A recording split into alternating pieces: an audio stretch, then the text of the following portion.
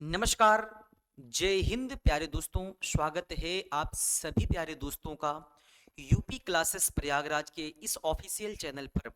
आशा करता हूं प्यारे दोस्त, उम्मीद करता हूं कि आप सभी प्यारे दोस्त बहुत बढ़िया, बहुत शानदार, बहुत जबरदस्त होंगे और आपकी तैयारी भी प्यारे साथी बहुत बढ़िया चल रही होगी।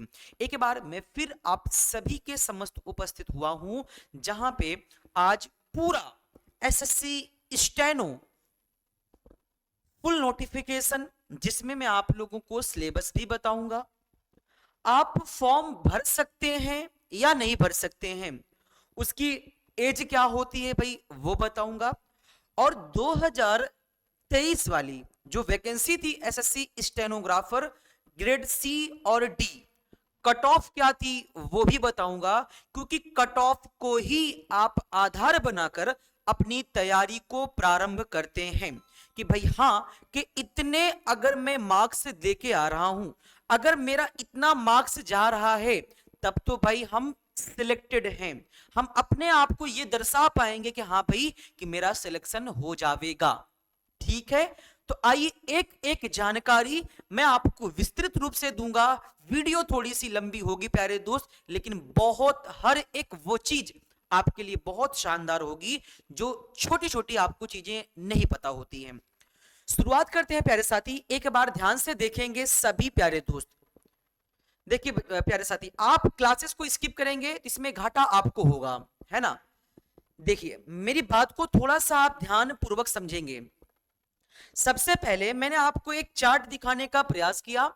एसएससी एग्जाम जिसे बोलते हैं प्यारे दोस्त स्टाफ सिलेक्शन कमीशन, ये सब जानते हैं, है ना, जिसे हम बोलते हैं कर्मचारी चयन आयोग। ये एक केंद्रीय स्तर पर आपको जॉब प्रोवाइड करवाता है, जॉब मुहैया करवाता है, जहां प्यारे दोस्त एसएससी के द्वारा 3 अलग अलग लेवल के एग्जाम करवाए जाते हैं। वहीं पहला लेवल आपका हो जाता है मैट्रिक लेवल, मैट्रिक।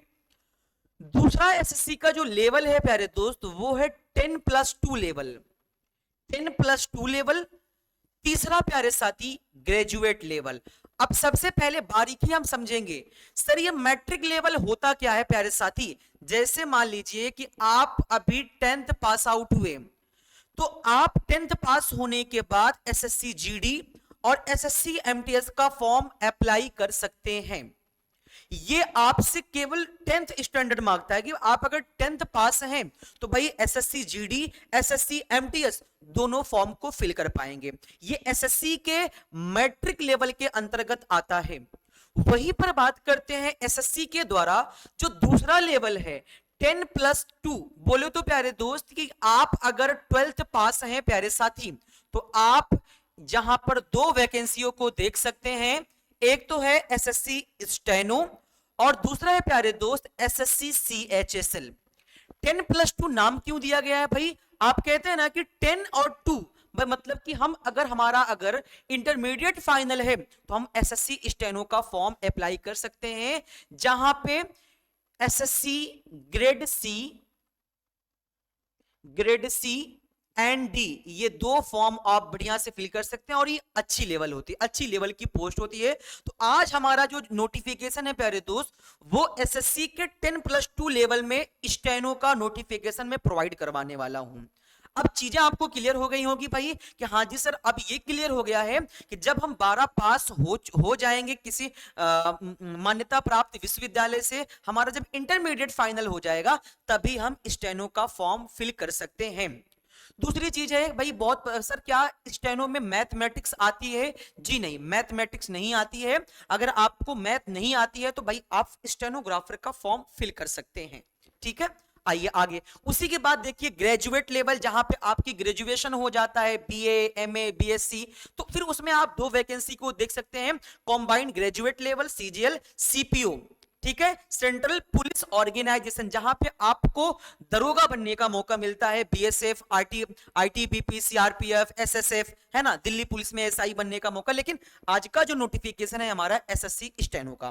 तो आइए प्यारे साथी, आप सभी लोगों को सबसे पहले मैं एसएससी स्टेनोग्राफर का जो क्राइटेरिया है, क्या सर हम फॉर्म फिल कर सकते हैं, नहीं कर सकते हैं, ये सारी विस्तृत जानकारी मैं आज को आपके सेशन में प्रोवाइड कर दूंगा। फिर उसके बाद आप ये नहीं कहेंगे कि हां जी सर मुझे अब सब कुछ क्लियर हो गया। देखो भाई, मैं यहां पे मैंने आपको बताया था कि एसएससी स्टेनोग्राफर ग्रेड सी और डी दोनों अलग अलग आपके लेवल होते हैं। अभी मैं उनको दिखाऊंगा, सारी चीजों को दिखाऊंगा, तो आप देखिए। सबसे पहले हम चर्चा करेंगे एसएससी स्टेनोग्राफर ग्रेड सी की बात करेंगे। यानी ग्रेड सी के लिए आपकी आयु अलग हो जाती है, ग्रेड डी के लिए आपकी आयु अलग हो जाती है, और एज रिलैक्सेशन के साथ मैं सब कुछ कवर कर दे रहा हूं। देखो भाई, अगर आप स्टेनो ग्रेड सी के लिए भाई टारगेट है आपका, तो प्यारे साथी आपकी जो आयु होनी चाहिए एज, वो 18 वर्ष से लेकर 30 वर्ष के मध्य होनी चाहिए। अब जरा एक बात को समझो, अगर आप 17 वर्ष के हैं तो फॉर्म नहीं भर पाएंगे। अगर आपकी आयु 31 वर्ष की हो गई, फॉर्म नहीं भर पाएंगे। लेकिन एक शर्त पे फॉर्म भर पाएंगे, जो आपको प्यारे साथी एज रिलैक्सेशन मिलता है, आयु में छूट। आयु में छूट यानी एज रिलैक्सेशन। अब मैं आपको बता देता हूं कि एज रिलैक्सेशन होता क्या है, किस तरह से इसे एज रिलैक्सेशन को अप्लाई किया जाता है, सब कुछ विस्तृत से समझेंगे। देखो, आयु सीमा में छूट मिल जाती है आपके एससी, जो शेड्यूल कास्ट के लोग हैं, जो शेड्यूल ट्राइब्स के लोग हैं, अनुसूचित जाति और जनजाति के लोगों को 5 वर्षों की छूट, 5 वर्षों की छूट आयु सीमा की मैं बात कर रहा हूं। अदर बैकवर्ड क्लास मतलब ओबीसी वालों को प्यारे साथी 3 वर्षों की छूट। जो पीडब्ल्यूडी अनरिजर्व्ड हैं उनको 10 वर्षों की। जो पीडब्ल्यूडी ओबीसी के अंतर्गत आते हैं 13 वर्ष की। PWD schedule caste schedule tribes वालों को प्यारे साथी आपकी 15 वर्ष। अब सर सीधा बताओ कि फॉर्म भर पाएंगे कि नहीं भर पाएंगे। भाई अब तो ये चीज क्लियर हो गया होगा कि अगर आपकी आयु 18 से 30 वर्ष के बीच है तभी आप फॉर्म भर पाएंगे, इतनी बात क्लियर हो जानी चाहिए। अब सर ये क्या आप लेके आए हैं, एक डेट आप यहां पे मेंशन किए हैं 2 अगस्त 1993। सर जी ये समझ में नहीं आ रहा है। आएगा जी, बिल्कुल आएगा, हम हैं तो आएगा। ये 2 डेट को देखना प्यारे साथी, 2 डेट आपके सामने लिखी हुई है, और ये 2 डेट, एक 2 अगस्त 1993, 1 अगस्त 2005। सर जी ये है क्या, ये क्या बता रहे हैं सर? प्यारे साथी, अगर 1993 से लेकर 2005 के बीच में आपका डेट ऑफ बर्थ है, डीओबी है, तभी आप फॉर्म को ऑनलाइन कर पाएंगे, तभी आप फॉर्म आवेदन कर पाएंगे, आवेदन कर पाएंगे। अब आपको बात क्लियर हो गई। यानी 2 अगस्त 1993 से लेकर 1 अगस्त 2005 के बीच में अगर आपकी डीओबी डेट ऑफ बर्थ है तो फॉर्म भर पाएंगे। तो कहेंगे सर जी हमारा तो 1993 के पहले है और हम एससी एसटी से बिलोंग करते हैं, भैया फिर भी भर पाएंगे। क्यों? क्योंकि मैंने यही तो बताया ना भाई कि एससी एसटी वालों को 5 वर्षों की छूट, 5 वर्षों की छूट। यानी अगर आप 1993 में 5 वर्षों को लेस करते हैं प्यारे दोस्त, तो आपका हो जाएगा 1987। तारीख वही होगी 2 अगस्त 1987। यानी ये एससी एसटी वालों के लिए, ओबीसी के लिए प्यारे साथी 3 वर्ष की छूट। तो हम कह सकते हैं प्यारे साथी कि 1993 में 3 वर्ष माइनस करेंगे तो आपका हो जाएगा सर जी, ये तो हो जाएगा, 1 मिनट, यहां पे आप 88 करो भाई, ये आपका 88 होगा, क्योंकि 5 वर्ष माइनस करेंगे ना तो आपका 1993 में से 5 वर्ष माइनस करेंगे 88 ही होगा। 1993 में से 5 वर्ष माइनस करेंगे आपका होगा प्यारे साथी 1990, ये ओबीसी के लिए। तो अब ये चीज आपको क्लियर हो गई होगी, जो बंदा एससी एसटी से है वो 1988 से लेकर 2005 के बीच में उसकी डेट ऑफ बर्थ होनी चाहिए। जो बंदा ओबीसी से है उसको 3 वर्षों की छूट है, तो भाई 1990 से लेकर 2005 के बीच में उसकी आयु होनी चाहिए। ठीक है। अब सर अधिक से अधिक आयु कितनी हो? भाई देखो यहां पे मैंने एक डेट और लिखा है, 1 अगस्त 2023। ये तो मैंने आपको बता दिया कि आपकी डेट ऑफ बर्थ किसके किसके बीच होनी चाहिए, तब तो आप फॉर्म भर पाएंगे। अब उसमें आपको छूट मिल रही है तो माइनस कर लो भाई। लेकिन आप किस डेट के पार ना जा पाए? 18 से 30 वर्ष के बीच, मतलब आपकी आयु 18 से 30 वर्ष के बीच होनी चाहिए। किस तिथि तक? 1 अगस्त 2023 तक आपकी एज 18 से 30 वर्ष होनी चाहिए। अब पता लगे भैया कि हमारी उम्र मतलब 18 से 30 वर्ष के बीच में है, लेकिन हम भाई ज्यादा चले जा रहे हैं, 23 मतलब कि 1 अगस्त 2023 के पार चले जा रहे हैं, तो भैया फिर कैसे हो पाएगा फॉर्म आवेदन, है ना। चलिए ये आपकी अधिक से अधिक डेट है, इसके ऊपर आपको बिल्कुल जाना ही नहीं है ना। अगर आप इसके ऊपर जाते हैं, जैसे 2 अगस्त 2023 अगर आपकी डेट इस 18 वर्ष से 30 वर्ष के बीच आ रही है, तो भाई आप फॉर्म आवेदन नहीं कर पाएंगे। ठीक है। लेकिन प्यारे दोस्त एज रिलैक्सेशन मिल जाता है तो आराम से आप आ जाते हैं 2023 के मध्य। अब जैसे मैं आपको एक आंकड़ा निकाल दे रहा हूं भाई, मानो कोई ऐसा व्यक्ति जो 1988 से आप 2023 तक जाओ, 88 में आप 12 जोड़ेंगे तो हो जाएगा 2000, 2024 वर्ष इसमें काउंट कर लो प्यारे साथी। मैं एससी वालों का निकाल रहा हूं डेट, 1988 में आप प्यारे दोस्त अगर आप 12 जोड़ेंगे तो आपका 2000, 2024 में 24 हमने और ऐड कर दिया। अब 4 2 6 2 1 3, ये देख रहे हैं प्यारे साथी कितनी चली जा रही है? 36 जा रही है भाई। तो ये किसके लिए है? ये तो मैंने आपको बताया ना प्यारे दोस्त, आपके एससी एसटी के लिए, एससी एसटी के लिए जो एज रिलैक्सेशन की बात हो रही है वो एससी एसटी के लिए मैंने निकाल दिया। ठीक है।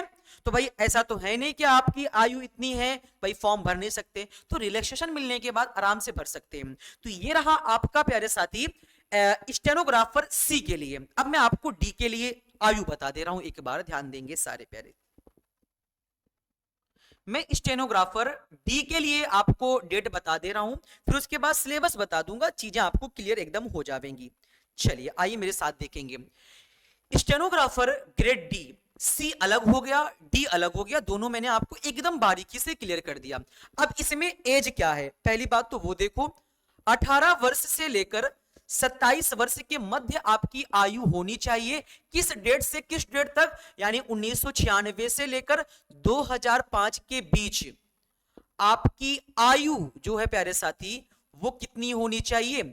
18 वर्ष से 27 वर्ष, मतलब अधिक से अधिक 27 वर्ष, मिनिमम मतलब कम से कम आपकी 18 वर्ष होनी चाहिए। तो इसके बीच में अब फिर वही इसमें प्रोसेस लगा देना भाई आप कि एससी एसटी वालों को 5 वर्ष, ओबीसी को 3 वर्ष। तो 1996 में से अगर आप 5 वर्ष लेस करेंगे तो ये आएगा कितना प्यारे साथी? आपका 1991। ये किसके लिए? एससी और एसटी के लिए। ओबीसी वालों को 3 वर्षों की छूट, यानी 1996 में से आप 3 वर्ष माइनस करेंगे तो 1993। ये आपके अदर बैकवर्ड क्लासेस के लिए, मतलब अब इसमें से इसके बीच में आपकी बॉर्न, आपका जन्म होना चाहिए। छूट वूट लेकर अधिक से अधिक आयु, मतलब आप 18 से 27 वर्ष के बीच में होने चाहिए। किस तिथि तक? 1 अगस्त 2023 की तिथि तक आपकी जो एज है प्यारे साथी वो या तो 18 या तो 27 वर्ष के मध्य होनी चाहिए। अब पता लगे कि भाई हम 2 अगस्त 2023 को मेरी आयु 27 वर्ष हो जा रही है, तब फिर नहीं भर पाएंगे। ये आपकी बॉर्न डेट और अधिक से अधिक डेट आप किस कब तक जा सकते हैं वो भी एसएससी के द्वारा रिलीज कर दिया गया है। ये हो गई आपकी एज की बात। अब ये आपको क्लियर हो गया होगा भाई, अगर हम एसटी हैं, एससी हैं, क्या बोलते हैं, पीडब्ल्यूडी अनरिजर्व में आ रहे हैं, पीडब्ल्यूडी एससी एसटी में आ रहे हैं, पीडब्ल्यूडी ओबीसी में आ रहे हैं प्यारे दोस्त, तो ये चीजें आप सभी लोगों को क्लियर होनी चाहिए। बाकी और भी डाटा 10 वर्ष, 13 वर्ष, 15 वर्ष अधिकतर आपकी इसी में चल जाती है। ठीक है। अब बात करते हैं प्यारे साथी आपका सिलेबस क्या होगा। आपका मैं सिलेबस बता दे रहा हूं प्यारे दोस्त, एक बार ध्यान से देखना। एसएससी स्टेनो का एग्जाम पैटर्न, फिर मैं आपको 2023 में जो एग्जाम हुआ था स्टेनोग्राफर ग्रेड सी और डी का, उसका मैं पूरा आपको एक पैटर्न दिखा दूंगा, कट ऑफ दिखा दूंगा भाई। ठीक है, आपकी कट ऑफ भी दिखा दूंगा जाति वाइज, क्या आप किस कास्ट से हैं, कट ऑफ कितनी जाती है। एसएससी स्टेनो में आप मान सकते हैं प्यारे साथी कि एक तो आपका टीयर वन में प्यारे साथी आप इसे रखेंगे जहां पर इंग्लिश, रीजनिंग और जीके जीएस। सर इंग्लिश के प्रश्न आपके प्यारे दोस्त 100 क्वेश्चन के पूछे जाते हैं, 100 प्रश्न पूछे जाते हैं। कितने मार्क्स के प्यारे दोस्त, तो आप कहेंगे कि सर ये तो 100 मार्क्स का पूछा जाता है। रीजनिंग भी आपका प्यारे साथी पूछा जाता है 50 क्वेश्चन इंटू ये 50 यानी एक मिनट यहां पे एक करिएगा भाई, एक एक, क्योंकि एक एक मार्क्स के होते हैं ना। 100 क्वेश्चन एक मार्क्स के आपके हो जाएंगे प्यारे दोस्त 100 मार्क्स। 50 क्वेश्चन आपके रीजनिंग के एक मार्क्स के, हर एक क्वेश्चन के नंबर मिलेंगे, आपका हो जाएगा रीजनिंग में भी 50 मार्क्स। जीके जीएस में कितना क्वेश्चन आता है, 50 क्वेश्चन आते हैं आपके, और हर क्वेश्चन एक नंबर का होता है, ये भी आपका 50 हो जाएगा, 50 मार्क्स। सर अगर आप इस तीनों सब्जेक्ट को करते हैं टीयर वन में, तो आपके होते हैं प्यारे साथी 200 प्रश्न। 200 प्रश्न होते कितने के हैं प्यारे दोस्त, 200 मार्क्स के। 200 प्रश्न 200 मार्क्स के होते हैं। तो अब आइए इसी की मैं आप लोगों को कट ऑफ दिखा देता हूं प्यारे दोस्तों। कट ऑफ स्टेनोग्राफर सी की अलग जाती है, डी की अलग जाती है। अब ये चीज क्या है सर, जब आप इस टीयर वन के एग्जाम में, रिटन एग्जाम में आप इस कट ऑफ में आएंगे, 200 में जो कट ऑफ जाती है मैं अभी आपको दिखाऊंगा, जहां पे ओबीसी भाई अनरिजर्व वालों को, यूआर वालों का अधिक से अधिक ज्यादा, जनरल वालों का, ठीक है, मैं आपको दिखाऊंगा अभी। देखो कट ऑफ आपकी 200 मार्क्स में से आपकी कट ऑफ में बनेगी। कट ऑफ के अंतर्गत आते हैं आप, तो भाई फिर आपका टीयर 2 का नंबर लगेगा, और टीयर 2 के लिए तो आप जानते हैं कि जब इसमें मैथ नहीं है तो मैथ के स्थान पर आपका शॉर्ट हैंड है। शॉर्ट हैंड आप या तो हिंदी सीख सकते हैं या तो इंग्लिश सीख सकते हैं, लेकिन ये आप पे डिपेंड करता है कि आप फॉर्म भरते समय किस बात क्या चुन रहे हैं, हिंदी शॉर्ट हैंड चुन रहे हैं या फिर इंग्लिश शॉर्ट हैंड चुन रहे हैं, ये आपको ध्यान रखना होता है। अब प्यारे दोस्त शॉर्ट हैंड एक डिक्टेशन होता है, जो डिक्टेशन बोला जाता है उससे लिखना पड़ता है आपको, ये 10 मिनट का डिक्टेशन होता है। वहीं पर एसएससी स्टेनो ग्रेड सी में 1 मिनट में 100 शब्द बोले जाते हैं। स्टेनोग्राफर डी में 1 मिनट में 80 शब्द। अगर 80 इंटू 10 करेंगे प्यारे साथी तो आपका हो जाएगा 800 शब्द स्टेनोग्राफर ग्रेड डी के लिए। 100 गुणे अगर आप 10 करेंगे प्यारे दोस्त, क्योंकि 10 मिनट का होगा 100 शब्द प्रति मिनट, तो यहां पे हो जाएगा प्यारे साथी आपका 1000 शब्द 10 मिनट में। सी के लिए 1000 शब्द 10 मिनट में, डी के लिए आपका 800 शब्द 10 मिनट में, क्योंकि डी के लिए भाई आपकी 20 शब्द कम बोले जाते हैं स्टेनोग्राफर सी की अपेक्षा। अब आइए मैं आप लोगों को एक बार कट ऑफ दिखा दे रहा हूं प्यारे साथी। अभी जो हाल ही में आपका रिजल्ट आउट हुआ है उसकी मैं कट ऑफ दिखा दे रहा हूं, थोड़ा सा वेट करेंगे भाई, उसी को आधार मानकर आपकी तैयारी उसी बेस्ड पर होनी चाहिए। थोड़ा सा वेट करेंगे आप सब, मैं आपको दिखा दे रहा हूं यहां पर। चलिए ये कट ऑफ भी आपको देखना है प्यारे साथी। चलिए एक एक चीज मैं आपको दिखा दे रहा हूं, जो डाटा आपके सामने है पूर्ण रूप से। हाँ जी बिल्कुल, आप सबको आशा करता हूं भाई स्टेनोग्राफर डी का है ये। अच्छा हाँ चलिए आइए, ये स्टेनोग्राफर सी का मैं पहले आपको कट ऑफ दिखा रहा हूं प्यारे साथी, और ध्यान से थोड़ा समझेंगे तो आपको बहुत बारीकी से चीजें एकदम क्लियर हो जाएंगी। आशा करता हूं, उम्मीद करता हूं कि आप सबको यहां तक दिख रहा होगा। थोड़ा सा रुकिएगा, ये सफा होगा, अब एकदम क्लीन आपको दिख रहा होगा। जो चीज आपको नहीं दिख रहा होगा प्यारे साथी मैं आपको दिखा दूंगा। देखो marks and date of birth DOB of the last shortlisted candidates for service department and cadres for the post of stenographer grade C। Stenographer grade C की मैं कट ऑफ की बात कर रहा हूं यहां पे। अब ध्यान देना, सी और डी दोनों मैंने आपको डिफरेंट बताया है। अब कट ऑफ पे चलते हैं हम। देखो भाई, जहां पे पोस्ट कोड देखिएगा, अभी पे आपको पोस्ट कोड भी दिखाऊंगा कि किस किस पोस्ट में क्या आप स्टेनोग्राफर सी में जा सकते हैं। Post code C1, post code C2, post code प्यारे साथी आपका C3, C4, C5, C6, C7। अब देखना प्यारे मित्र, आपका C1 में देखना भाई, EWS ये कैटेगरी है, वैकेंसी एक, फील्ड एक। अब देखो प्यारे दोस्त, EWS वालों का टोटल मार्क्स कितना गया है, 158.92, 192। आशा करता हूं भाई आपको दिख रहा होगा। हाँ जी दिख रहा है ना, दिखना चाहिए भाई एक एक चीज। चलिए उसके बाद देखिएगा, स्टेनोग्राफर सी में जो एससी की कट ऑफ गई है प्यारे दोस्त, वो देखना। स्टेनोग्राफर सी की कट ऑफ डी की अपेक्षा अधिक जाती है, याद रखना भाई सारे मित्र। एससी वालों की जो कट ऑफ गई है वो प्यारे दोस्त 142.77675, ठीक है। आगे देखिएगा ओबीसी, भाई एसटी वालों की कोई वैकेंसी दो थी, नॉट फिल्ड था। ओबीसी का देखिएगा प्यारे मित्र, ओबीसी अगर आप ओबीसी से हैं और सपना है प्यारे दोस्त स्टेनोग्राफर सी का, तो 154.46479। देखिए भाई यूआर जनरल वालों का देख रहे हैं आप, 156। ये मैंने आपको बताया पोस्ट कोड C1। अब मैं आपको एक एक पोस्ट कोड दिखाऊंगा भी, इतनी चीजें आपको क्लियर हो गई होंगी। आप देखें भाई, C2 में देखेंगे जनरल वालों का प्यारे साथी 158 है ना, और यहां पे देखिएगा ओबीसी वालों का पोस्ट कोड C3 में 160। अब ऐसे करके आप पूरा देख सकते हैं। लेकिन प्यारे दोस्त ये मान के चले, अगर आप एससी से हैं प्यारे मित्र, तो मित्र आप याद रखिएगा कम से कम 148 मार्क्स आप प्यारे दोस्त, ये प्रीवियस ईयर कट ऑफ है जो भी हाल ही में डाटा रिलीज हुआ है, तो आप ये मान के चलिए 148 ये आपकी एससी याद रखिएगा, नहीं 142 है भाई, 142। एक मिनट थोड़ा सा इरेज करना चाहूंगा, 142 मार्क्स है ये। किसका है भाई, ये एससी वालों का है। सर जी एसटी वालों का स्टेनोग्राफर सी में क्या है भाई, कोई था ही नहीं इसमें, आपकी पद खाली थी, ठीक है। तो आप याद रखिएगा एससी वालों का 142 प्रीवियस ईयर के आधार पर। और सर यहां पे आप ओबीसी का भी बता दो स्टेनोग्राफर सी के लिए, भाई ओबीसी का 154। ओबीसी की जो कट ऑफ है प्रीवियस ईयर के अकॉर्डिंग 154। प्यारे मित्र आप इसे 55 मान के चलना, ये स्टेनोग्राफर सी की कट ऑफ मैंने निकाला है, ठीक है। अब आइए मैं आपको स्टेनोग्राफर डी की कट ऑफ दिखा रहा हूं, जो स्टेनोग्राफर सी की अपेक्षा बहुत कम जाती है।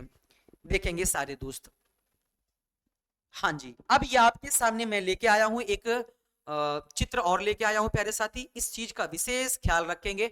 चलिए पहले मैं आपको स्टेनोग्राफर सी जो मैंने आपको बताया था उसका डिपार्टमेंट दिखा देता हूं, जो आपको कोड मिला था C1 C2 C3, उस कोड का अर्थ क्या है। थोड़ा ध्यान देंगे तो भाई थोड़ी सी आपकी लालसा बढ़ेंगी। लालसा बढ़ने का मतलब समझते हैं भाई, कि हम इस पोस्ट पे जाएंगे, इस पद पे जाएंगे, हाँ जी जाएंगे भाई। देखिए कोड नंबर प्यारे साथी आपका C1, जहां पे central board of indirect taxes S custom department of revenue राजस्व विभाग में। C2 department of agriculture cooperation and farmer welfare. इसी प्रकार से C3, C4, C5, C6, C7।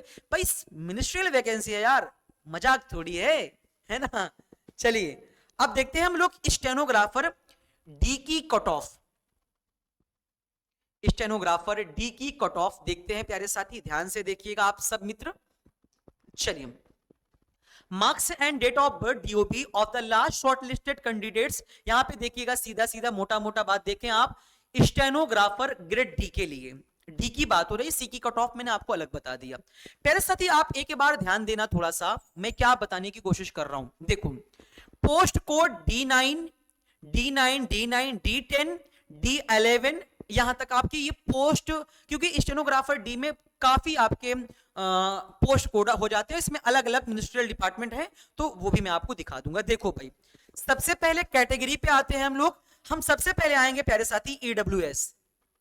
EWS वालों का जो टोटल मार्क्स देख रहे हैं 200 में से 144.1 144.62953 मैं यहां पे लिख दे रहा हूं ईडब्ल्यूएस वालों की कट ऑफ स्टेनोग्राफर डी के लिए 144। ठीक है जी, ये आपका स्टेनोग्राफर डी के लिए। प्यारे साथी यहां पे देखिएगा एससी कट ऑफ कितनी जा रही है भाई, 136.87445। ये किसकी कट ऑफ जा रही है प्यारे दोस्त? तो आप कहेंगे कि सर जी ये तो एससी की है, कितना जा रहा है? 136। वहीं पर देखेंगे प्यारे दोस्तों आपकी एसटी की कट ऑफ, एसटी की कट ऑफ देख रहे हैं केवल और केवल 116 प्यारे दोस्त, याद रखना 116 की बातें हो रही है यहां पे। ठीक है, तो 116 बोले तो भाई 116 यहां पे याद रखिएगा 116। अब उसी प्रकार से आप ओबीसी का भी देख सकते हैं यहां पे स्टेनोग्राफर ग्रेड डी में, तो प्यारे साथी 143 देख रहे हैं भाई, ये है आपकी मेरिट। किसकी है सर जी? ये तो ओबीसी की तो बहुत जा रही है सर, कैसे करेंगे हम? अरे भाई कैसे करेंगे, क्या देना पड़ेगा पेपर। ये ओबीसी वालों की 143। ये रहा प्यारे दोस्त आपका आज का पूरा सेशन जो मैंने आपको समझाने की पूर्ण कोशिश की है। वीडियो लंबी हुई प्यारे दोस्त, लेकिन तो क्या हुआ, लेकिन मैंने आपको पूरा जानकारी दिया कि आप एसएससी का फॉर्म है कैसे फिल कर सकते हैं, क्या प्रोसेस होगा, सर एज क्या होगी, एज रिलैक्सेशन क्या होता है, ये मैंने आपको प्रीवियस ईयर के आधार मानते हुए मैंने आपको बताया है। प्रीवियस ईयर को आधार मानते हुए मैंने ये चीजें आपको बताई हैं। ठीक है जी, तो उम्मीद करता हूं प्यारे दोस्त चीजें आपको क्लियर हो गई होंगी। तब तक भाई मिलते हैं फिर हम आपसे पुनः अगले एक अच्छे से सेशन में, जहां पे मैं पूर्ण चीजें आपको बताऊंगा प्रीवियस ईयर का आधार मानते हुए, क्योंकि आपकी जो एसएससी स्टेनोग्राफर प्यारे साथी ग्रेड जो स्टेनोग्राफर की इस बार 2024 और 25 का जो कैलेंडर है, ये आपका डेट कब आएगी, फॉर्म की डेट आएगी ये 16 जुलाई 2024 को स्टेनोग्राफर 2024 का भाई डेट ऑफ एडवर्टाइजमेंट आएगा, फॉर्म की डेट आएगी, और भाई क्लोजिंग डेट होगा स्टेनोग्राफर का 14 अगस्त, यानी एक महीने का समय दिया जाएगा, आप फॉर्म वॉर्म भर लें भाई। और आपका जो एग्जाम होना है ना, वो अक्टूबर और नवंबर माह में होगा। ठीक है, अक्टूबर और नवंबर माह में आपका एग्जाम होगा। ठीक है प्यारे दोस्त, आशा करता हूं, उम्मीद करता हूं चीजें आपको बहुत क्लियर हुई होंगी। तो प्यारे साथी जरूर सेशन को लाइक कर देंगे। आप सबका प्यार इसी प्रकार से बना रहना चाहिए यूपी क्लासेस प्रयागराज परिवार के प्रति। तब तक आप सभी प्यारे दोस्त हंसते रहे, मुस्कुराते रहे। जय हिंद, जय भारत।